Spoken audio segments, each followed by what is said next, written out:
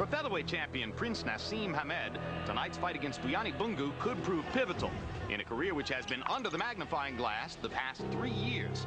Hamed's boxing performances have failed to upstage his flamboyant ring entry.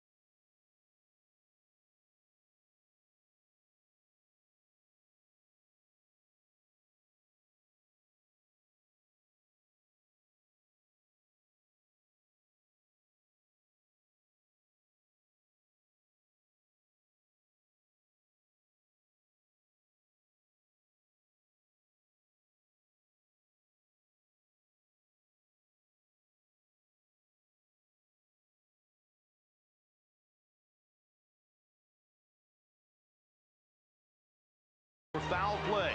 And if he rules it unsportsmanlike conduct, then the next instance of that could lead to disqualification. So tonight, all eyes fall on the champion as he takes on one of his toughest opponents to date.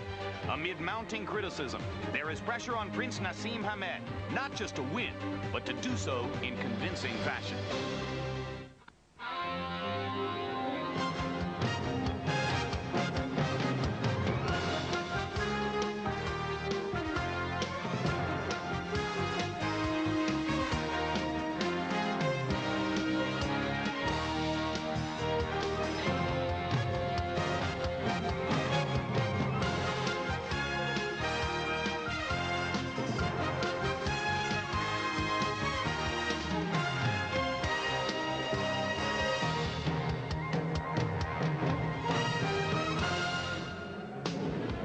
Tonight from London, England, HBO Sports presents World Championship Boxing. Our evening begins with the junior welterweight bout featuring Liverpool's own Shea Neri against Irishman Mickey Ward of Lowell, Massachusetts. Then in our main event, featherweight champion Prince Naseem Hamed of Sheffield, England defends his title and his perfect record against former super bantamweight champion Vuyani Bungu. On a crisp, clear Saturday night in London, they enter via the Tower Bridge and other access routes into London to make their way into the spectacular Olympia Hall. Built 115 years ago, covered by 2,500 panes of glass, it looked like this afternoon. But tonight it fills with more than 11,000 ticket buyers as Prince Naseem Hamed brings his show to English fans in London for the first time on HBO. Hello again, everybody. I'm Jim Lampley. We welcome you to this special edition of HBO's World Championship Boxing. Special because this is the first time that we've come across the pond to see Prince Naseem Hamed, not up in the Midlands where he was raised, but rather here in London where he is scrutinized by the sometimes brutal British press. And tonight, against one of his most qualified opponents ever, Vuyani Bungu, the former 122-pound world champion who defended that title 13 times before moving up in weight to fight the Prince, Bungu hasn't lost a fight in 8 years. Working with us as always, HBO boxing analyst Larry Merchant. Larry, the opening of the show discussed the mounting public relations problems which face Prince Naseem Hamed. Later on tonight, we'll invite our viewers to answer on our website a simple question. Do they want to see the Prince win tonight, or would they prefer to see him lose? And where do you expect the chips to fall on that one? This way, Jim. Off with his head, especially with this. Because fans feel they've been sort of the victims of a bait and switch. That the Prince marketed himself brilliantly as a showman and a knockout artist.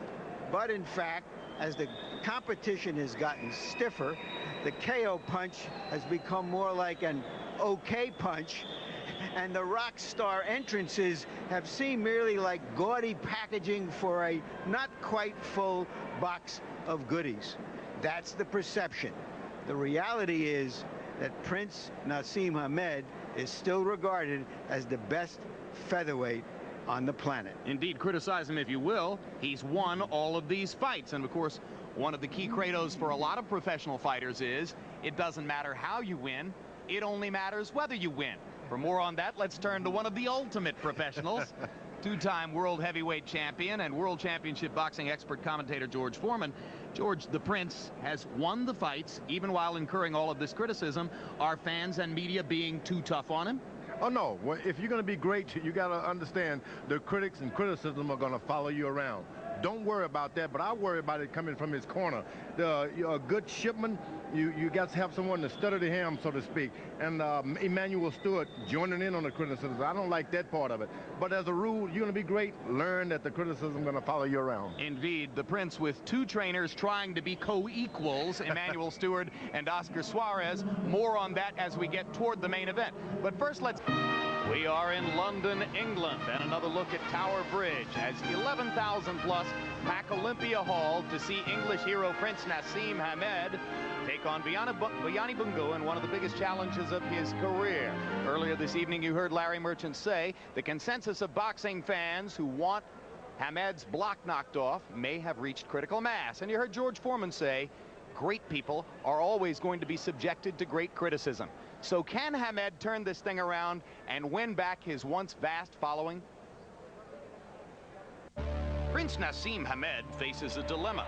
His predicament, trying to convince skeptics he's still all he hyped himself to be.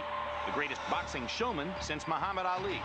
Even though his own actions inside the ring have not fulfilled that prophecy. I believe one day I may be called a legend. The problem right down the line with Naz is that he set the standard and said, he told us all that he would be the greatest fighter ever, a legend. And he's going to knock them all out, and he's going to be better than Muhammad Ali. But because he set the standard, then he just asked for trouble. In 4 fights since this dramatic seesaw win over Kevin Kelly in December '97, Hamed has found it difficult to recreate that unforgettable excitement. I don't want to be getting dropped just to cause an unbelievable excitement and drama for the crowd and for the TV. I know you're begging for it. I ain't got a problem with your guys begging for it. It's just that you've got to realize that my life is on the line every time I step in that ring, and it's I've always said it's the loneliest place in the world in that ring. Criticism escalates, both in America and in Great Britain. And Naz himself has stated that English fans don't embrace him as a champion. They just want to knock him down. People got used to seeing him knock other fighters over, and as he's stepped up in standard, he can't put them away in 2 or 3 rounds. He's been made to struggle a bit. He looked ordinary against McCullough. Prince Naseem Hamed on the verge of being forced to go the distance in a title fight for the first time in his career. He courted disaster against England. Awfully confused tonight, standing around trying to do what they told him to do. And in the last fight against Soto, that was just a mess. There'll be a lot of boos when the bell sounds at the end of round 12. I would agree that my last 3, whatever, as many as you want to bring on. I mean, I agree that my performances have not been up to standards the way they should have been. I think I've had my fair share of criticism from the American press through friends of mine in America say that British press are the worst press in the world. There has been a feeling that the British press have been a bit hard on Naseem. We're not after his blood, we're not waiting for him to lose. We reflect what people think on a fight. If Naz doesn't like it, personally he can lump it. The main thing that they've got to realise is I always retain my title. I'm the pure winner. 33 fights and 33 wins, 29 knockouts. I'm on my 14th defence.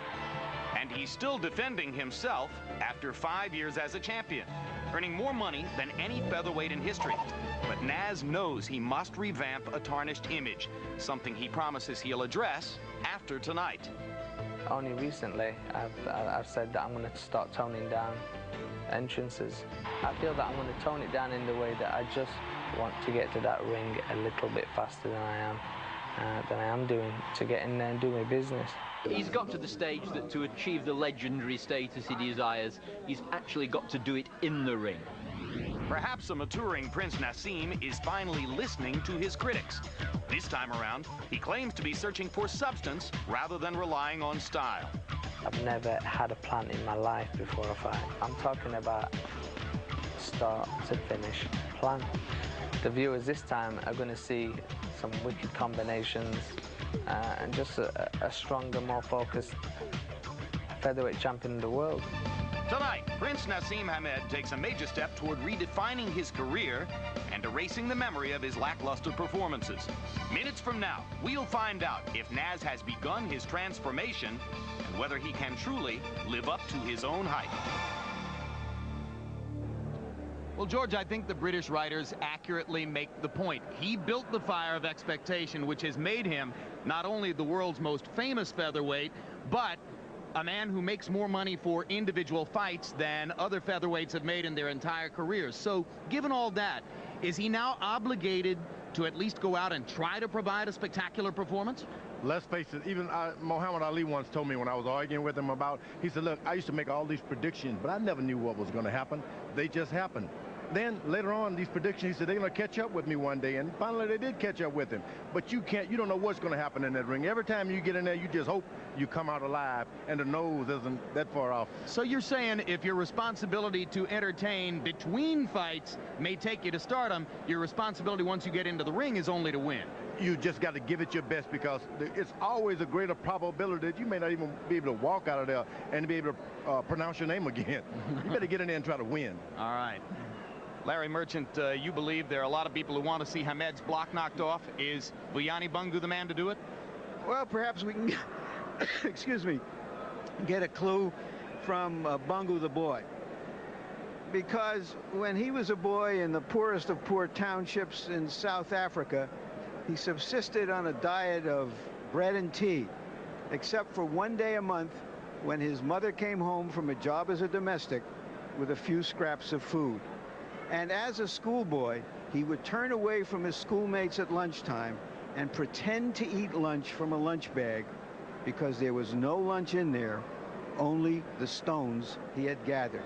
Now he is regarded as the best fighter his country has ever produced, receiving telephone calls of encouragement from Nelson Mandela. This is a man who is not going quietly into the London night any more than he did into the East London, South Africa night, Jim. He's also an exceptionally busy fighter who tends to get better as the fight goes on. And that's part of the challenge that will be facing Prince Naseem as he comes into the ring. Here's the tail of the tape between Naseem Hamed and Vuyani Bungu. You can see that Bungu, at 33 years old, is at an advanced age, particularly for a smaller fighter. 5-inch height advantage. All of Naz's opponents have height advantages. A 3-inch reach advantage for Bungu. He weighed in a half-pound under the limit and agreed to step on our unofficial scale tonight at 134 pounds. Prince Naseem Hamed would not step on our scale, so we don't know what he weighs, although one of his brothers told us that he believes he left the hotel weighing about 133 pounds. Punch stat numbers, Larry. Here you'll see that Bungu can be extremely active. He's going to have to keep the pressure on while maintaining his very good defense. Power punch is a big advantage for Hamed. He's a much bigger puncher. Bungu is accustomed to winning wars of attrition. Rules of the bout with our unofficial ringside scorer, Harold Letterman. The Prince Naseem Hamed Vuyani Bungu fight is scheduled for 12 rounds using the unified rules of the Association of Boxing Commissions. There is no standing 8 count, no 3 knockdown rule. Only the referee can stop the fight. He cannot be saved by the bell in any round, and we go back to our normal 10-point must scoring system. Jim. Vuyani Bungu comes from what he describes as a boxing community in South Africa. He once trained for nearly a year in Detroit and actually lived at the home of Emmanuel Stewart, one of the 2 men who trained Prince Naseem Hamed. Stewart, I guess, didn't see Bungu's eventual world championship potential, Larry. He told me about an hour ago that when he read in the newspapers that Bungu had defeated Kennedy McKinney American gold medalist, undefeated champion, he was shocked. He didn't realize what he had there. That was before Bungu had become a champion. Bungu has a medicine man traveling with him, and that's the gentleman who is in the ring right now. When we asked exactly what it was the medicine man does for Vuyani, one of Bungu's handlers said to us, he makes a lot of noise, and that's exactly what he's doing right now. Proud gentleman, Vuyani Bungu, 37 wins. The 2 losses, both early in his career. The second of those 2 losses, 8 years ago. 19 KOs. He's a little underpowered. At least he was at 122 pounds. So you suspect he will be also 4 pounds farther north at 126. And now here comes the entrance of Prince Naseem Hamed, who has said to us that he'll have a special, spectacular entrance tonight for his London fans. It involves a magic carpet, and then from this point forward, he says he's going to scale these entrances back a little bit. I'm just crushed, Jim. This may be the end of an era. Say it ain't so, Prince. What are you without an opening act?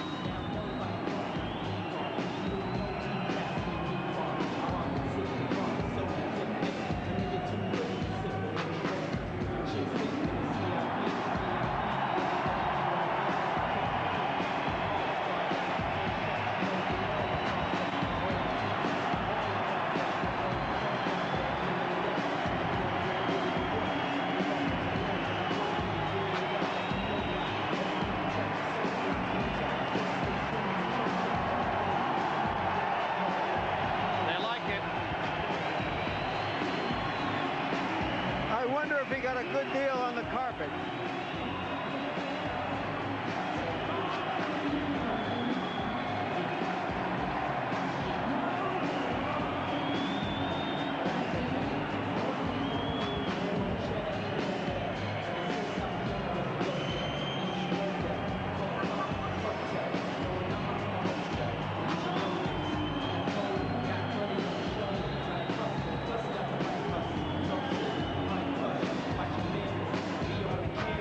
His critics wish that the carpet would continue on to Iceland. Among many stars in the crowd here tonight, Mick Jagger, Keith Richards, and Billy Wyman of the Rolling Stones. So if you see a magic carpet on that next big Stones tour, you'll know where they came up with the idea. There's Puffy Combs, a new buddy of Naz's and on his way into the ring.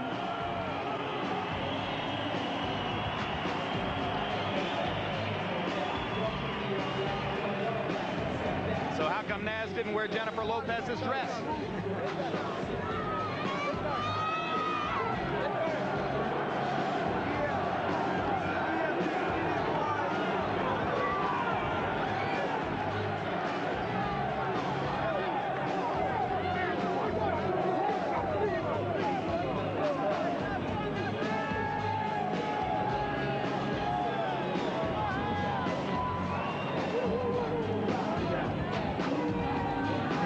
One of a kind.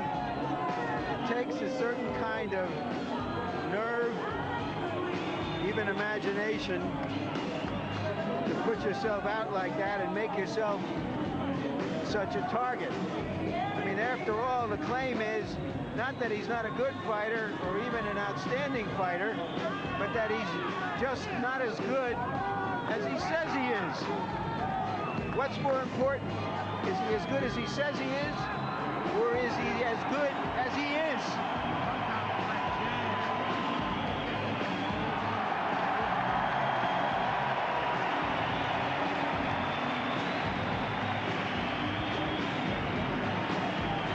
Hadn't tripped on that top rope yet. There's the record. 33 wins, no losses, no draws, 29 KOs after the long string of early knockouts. He has gone double digits in his last 3 fights. 12 rounds with McCullough, 11 rounds before the knockout of Ingle, 12 rounds in the last fight against Cesar Soto. he would like to do something quick and exciting to reward this big crowd here tonight. And Manny Stewart smiling in the background, but it hasn't been all smiles between Prince Naseem and Stewart this week. Stewart has been openly critical of the Prince for training on the island of Tenerife. As you watch this telecast, you can also log on to www.hbo.com/boxing to chat and score each round of the fight. You can stick around for an hour after the fight to chat with Steve Barhood if you're in the Eastern or Central time zones.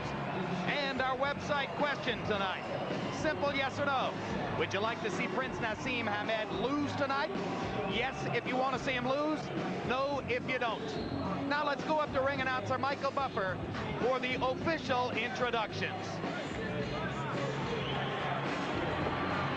Ladies and gentlemen, Barry Hearn and Prince Promotions in association with Golden Fist and Cedric Kushner Promotions present 12 rounds of boxing for the Featherweight Championship of the World. Sanctioned by the WBO President Francisco Barcarcel, supervisor ringside, Hall of Famer and former light heavyweight champion of the world, Jose Torres, and sanctioned by the British Boxing Board of Control, President Leonard Nipper Reed, timekeeper for this bout, Ray Rice. The three judges at ringside scoring this contest on the 10-point must system will be Henk Adrianze from Holland, Dave Paris from England, and Jose Roberto Torres from Puerto Rico. And when the bell rings, your referee in charge of the action, working in the 128th time in a title bout, Joe Cortez from the United States. And now, ladies and gentlemen, from Grand Hall Olympia, London, England, for the thousands in attendance and the millions watching around the world, let's get ready to rumble!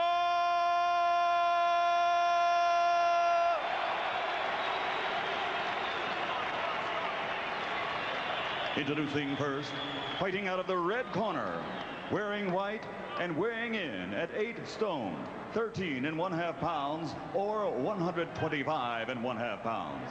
His professional record, an outstanding one, stands at 37 victories, including 19 by knockout, with only 2 losses, and in world title bouts, he is undefeated with 14 victories. From East London, South Africa, ladies and gentlemen, here is the challenger, the former undefeated super bantamweight champion of the world, Vuyani, the Beast, Bungu.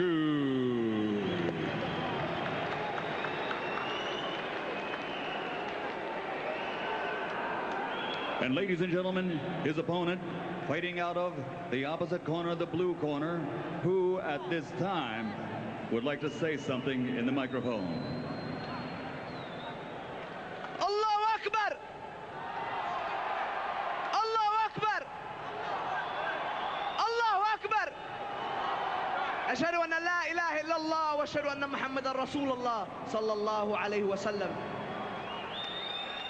Introducing, fighting out of the blue corner, wearing leopard with Adidas trim, weighing 9 stone or 126 pounds. His professional record is a perfect one, consisting of 33 bouts, 33 victories, including 29 by knockout, and he is considered by many among the best pound for pound in the world today. Ladies and gentlemen, from Sheffield, England, presenting member of the British Empire, the reigning and defending, undefeated WBO featherweight champion of the world, Prince Naseem Hamed.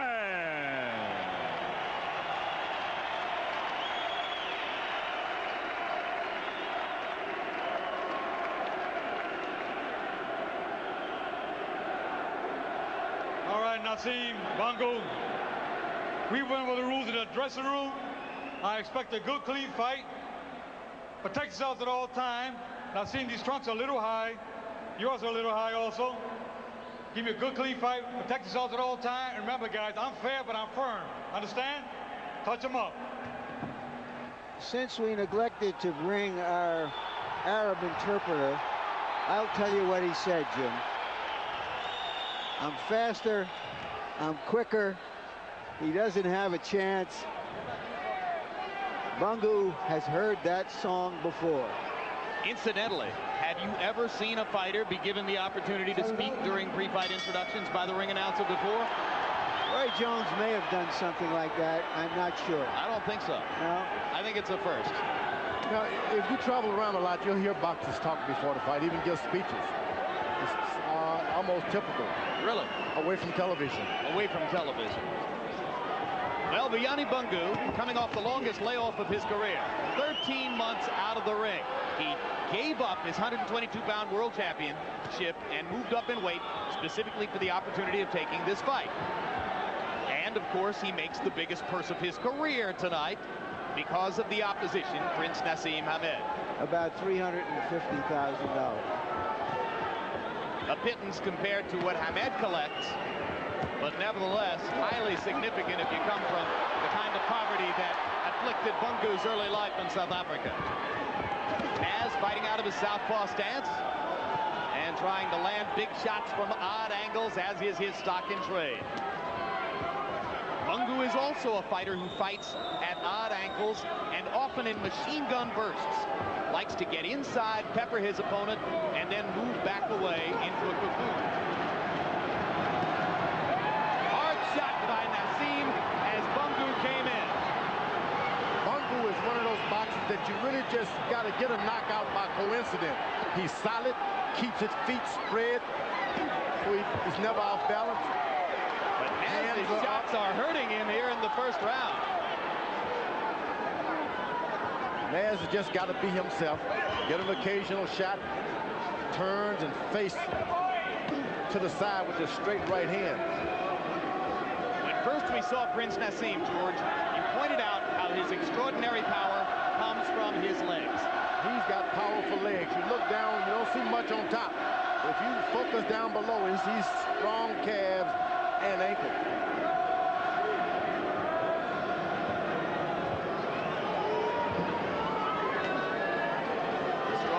Also give Hamed a chance to widen out and throw shots from unusual angles. They always say the punches that hurt you most are the ones you don't see coming. It's harder to see Naz's shots coming than is the case with a lot of other fighters. Bungu, being a solid boxer, likes to keep a guy knowing where he's going to be when he's jabbing, knowing where the right hand is going to land. He doesn't like reaching out into new territory. Hard right hand by Bungu. Snap Naz's head back, and then there's another right across the Naseem jaw. And already we learned that there are significant numbers in the crowd who root against Hamed rather than for him here. The Prince is a boxer that fights with his eyes. A lot of fighters go by rhythm, but he's looking at what he's doing. Round one largely dominated by Prince Naseem's big shots. Bungu getting in the two right hands toward the end. In Naseem's corner tonight, some unusual activity. Now, you remember Oscar Suarez, the man with that red and white cap on his head, is going to get in to talk to Naz after the first, third, fifth, seventh, ninth, and 11th rounds.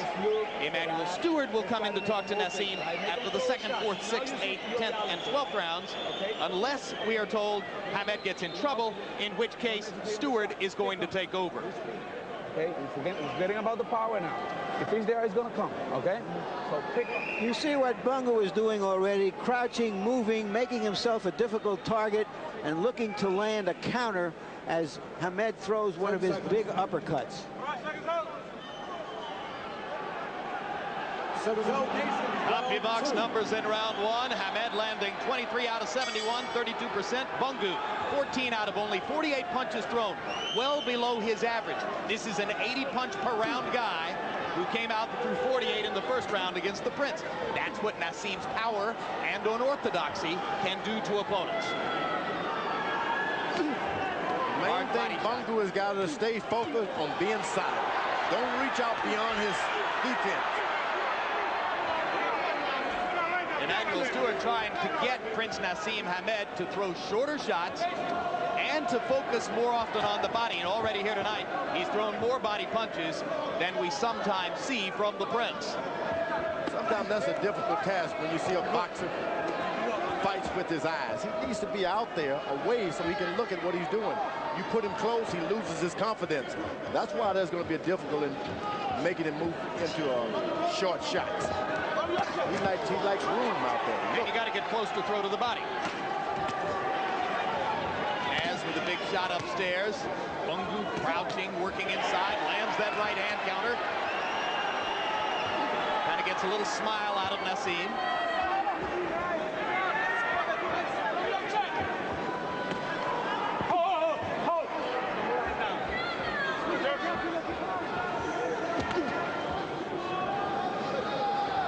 Bungu's determination can be a big factor in his fights. On the undercard of Hamed McCullough in Atlantic City, Bungu seemed to trail in the early rounds against the more orthodox Danny Romero. But in the late rounds, Romero receded and Bungu came on. His activity level went up. He won the late rounds and won a close fight. Bungu keeps his hands up, throws them out, brings them right back to his chin.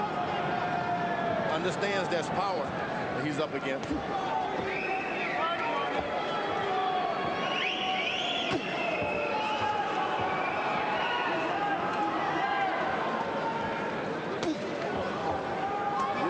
A guy like a Prince focusing on pot shot.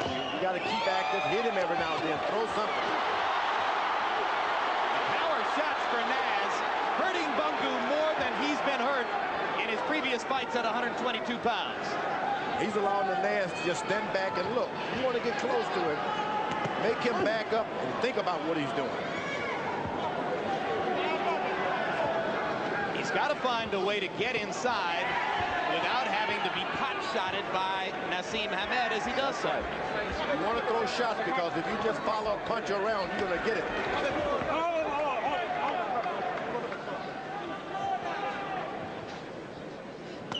A constant George Foreman aphorism, don't follow a puncher around the ring. Bungu has done it for 2 rounds and survived, but he's taken some tattooing for his trouble. And now Emmanuel Stewart comes into the ring for his first crack at talking to the Prince. Yeah, this guy's fighting you real tight. You see how he's fighting you. He's gagging you like a crab. He's not giving you any fucking room or nothing to punch at. He's fighting you real tight down here. Start backing him up. He got bad legs. In other words, start pushing him back and pulling and banging. But the best shot, you've got to make a double jab first, okay? It's okay. Just a little. Stay still. You've got to put him off balance first, all right? We are not putting him off balance. And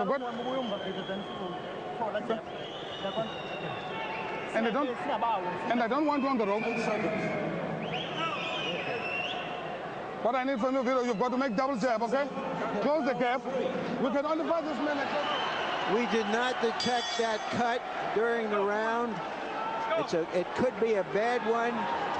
On the left eye, blood already dripping near or perhaps even in to that left eye on Bungu. Emmanuel Stewart has told the Prince to back Bungu up, saying he doesn't have good legs. But that is really not the Prince's style. No, it's not in his nature. That's a hard thing to do, but it looks to me that he would like to give it a try. The seriousness of the cut, evidenced by the fact that Umbi Munguni, Bungu's trainer, elected not to get into the ring in front of the fighter that time, but rather allowed the cut man, Paddy Byrne, to do so. Now Prince Naseem Hamed again backing Bungu up with big shots. Bungu's just got to keep his head moved, keep his hands up, move in and jab the Prince in his chest. Stop aiming at his head. Just to show how out of his own style Bungu has been forced here. This is a guy who averaged 84 punches a round as a 122-pound fighter. In the first 2 rounds here, he averaged 46 punches per round. It's hard to throw when you know that Naz is coming back with those big shots. Now he's aiming his shots into Prince's chest. That'll help out a little bit. If you aim for the chest, you'll get the chin.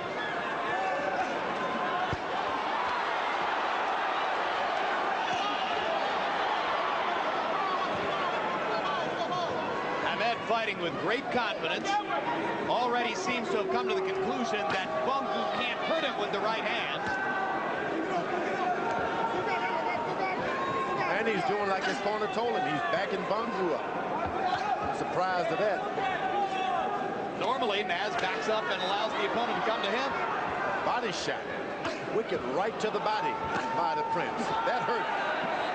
He is hurting Bungu, both to the body and the head. Bungu looking wobblier than is usually the case, and throwing many fewer punches. Occasionally landing a clean right hand, but Hamed has been able to walk through them. Here's a left-hand shot landing for Bungu. And there's a hard left hand for the Prince, who turns around into a right-handed stance and fires a right cross. Now back to the southpaw stance.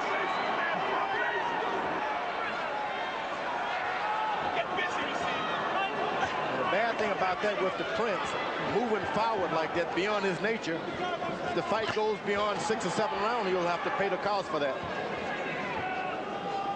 And what will be the price, George? Well, you're using muscles that you're not accustomed to, nor do you like to use. And you won't have those muscles to protect you. No trouble from Bungu's cut left eye in that round. Only from Hamed's There are two things. fist. Don't just stay in front guard unnecessary, okay? It's either we're close with him or we're out of him, okay? Dido, okay? When we go to him and work under. Don't try and move back because he's catching us when we move back, okay? Rather stay outside, inside, or to move outside completely, okay? In that jab, all right? Now, if you're going to pick punches, you're going to follow, okay? Yep. It's not only one shot. We want 2 and 3 shots, okay? Now, remember, don't touch him with a body shot. There you go. Beautiful. You're working excellent. Body shot. And touch him with the right hand as soon as you're banging. You're working excellent that body, okay? But remember, I want that jab more consistent, okay, Habub? Okay, we're going to follow with that hook a little more, all right? Round 4. Advice from Bungu's corner, either get in his chest or try to stay outside of his range. Don't stand in the middle where you can be hit. Harold Letterman, how do you have it scored so far? Jim, 3-0. 30-27, Prince Naseem Hamed. You know, Jim, southpaws don't have great right hands generally. The Prince has got a vicious right hook, and he's been murdering Bungu with it, in addition to that great straight left hand. You can't take it away from the Prince. Really winning easily on good, clean punches. Well, his style is so unusual. I mean, why call him a southpaw? He's really an ambidextrous puncher. Very ambidextrous, Jim, a lot like Pernell Whitaker. He tends to square his feet from time to time. He throws power shots equally well from either side. He's really neither fish nor foul in terms of southpaw or conventional fighter. One theory I've heard expressed about why he hasn't seriously hurt or stopped recent opponents, a theory I don't necessarily subscribe to, is that since his fight with Kevin Kelly when he was knocked down 3 times, he's unwilling to fully commit to those big punches anymore. Do you see any of that, George? Not at all. As a matter of fact, this guy's, I've seen him dig into the body, and he's sticking his head right out there for another left hook. I think a better explanation, if you want to be charitable to the Prince, I mean, if you're on the Prince's side, one explanation is that both McCullough and Soto fought to survive. Down goes Bungu on a left-hand shot up the middle. There goes that theory, which I didn't subscribe to, and certainly don't now. And Vuyani Bungu is knocked out for the first time in his career. Certainly never in his career did he face the kind of firepower that he saw tonight. Has the Prince regained not just his magic carpet, but his magic, George? This was a solid boxer. He knocked out. That you can't regain it any better than that. The guy is on top. If ever he was down, he's on top and a little bit more. That was what he was looking for. That was a terrific, convincing performance against a solid professional fighter.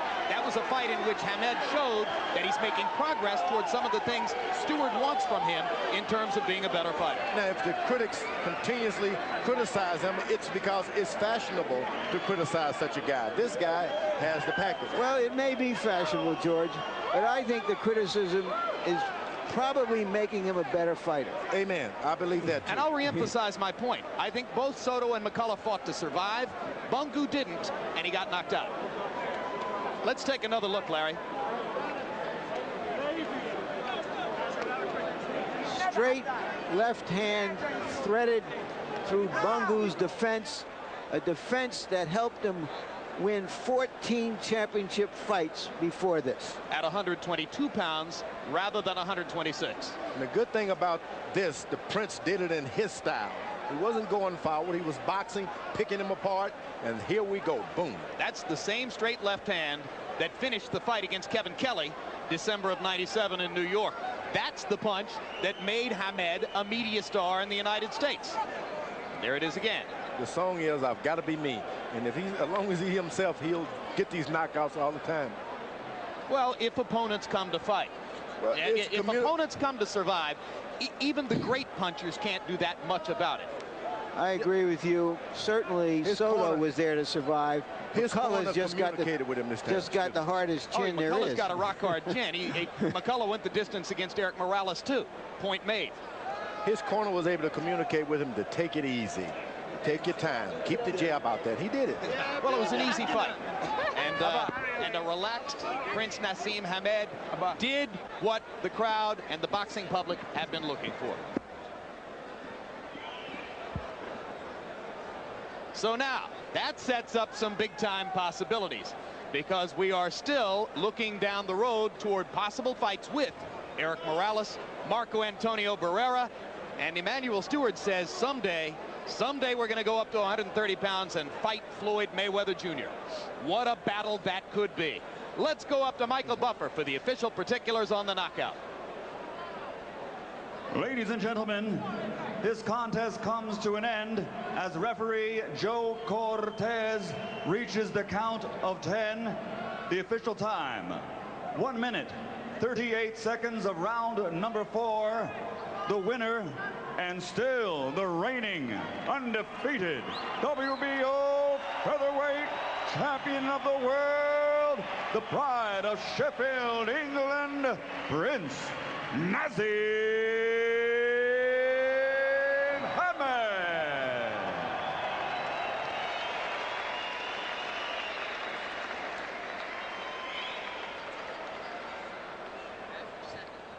Final punch that numbers. The ultra unconventional Prince Naseem Hamed landing at a relatively low percentage. Bungu right there in range of where he normally lands, 28%, but throwing about half as many punches as he would normally have thrown in that tour of duty in the ring. And why was Bungu not throwing much? Because when you're facing the Prince's power, you don't like what's coming back when you put your arms out in front of you. And Naz settled this fight with his formidable power, particularly off the left side. Now let's go to Larry Merchant at ringside with the Prince. Congratulations, Prince. An important victory for you, I know. But let's start from the beginning. What did you say before the fight started on the loudspeaker system, and why did you feel compelled to do that? I'll tell you what I said. I said, Allahu Akbar. God is great. God is the biggest, because I'm a Muslim and I acknowledge there's one God. You know, there's one God and one God only. I'm a Muslim. Why did you feel you have to say that tonight? I just felt that that gives me awesome power through the whole of my bones. I'm talking about from my muscles, my heart gets twice as big. And I actually said too that, and there is one final messenger that he sent down, and that was Muhammad, peace be on him. What was your advantage, did you feel, going into this fight against Bungu, who is such a respected opponent? For me, I thought Bungu was such a great fight before the fight. He'd boxed everybody basically, and he'd done such a job on McKinney. Everybody knows him. He's so credible, and I thought, I want to prove myself against a great fighter. And basically, him winning a world title and having it 8 years, for me, that says it all. And I wanted to prove that there's nobody in the world that can dispose with such a man the way I did. Let's take a look at the knockout, and you tell us what led up to it and what happened. Well, you're looking here, I've got him on his blind side, and there's a straight left, straight through. I mean, and that just took him completely out. This guy got stretched. Some of your critics here in Britain were saying that since the Kevin Kelly fight, you were unwilling to fully commit to your knockout punches, which may have accounted for some of the decisions you've had. What is your response to that? My response is that is completely BS. I don't want to say the full word on HBO because I love HBO. They pay my wages. But at the end of the day, I ain't lost no power whatsoever. I mean, being trained now by Oscar Suarez for 6-7 weeks. Manny Stewart there in my corner. Manny Stewart being with us with all the knowledge that he knows and the advice that he gave me. I mean, you've seen it in the ring. I worked to instructions and I did what I had to do and took him out. Can't we give just a little credit for restoring your magic to the magic carpet you came in on tonight? Most definitely. I told all your guys that this final entrance is going to be one unbelievable entrance. But why should you make this a final entrance? Why, if it worked so well? Don't get me wrong, right? You see me so focused in there, ready to do business, in which I did.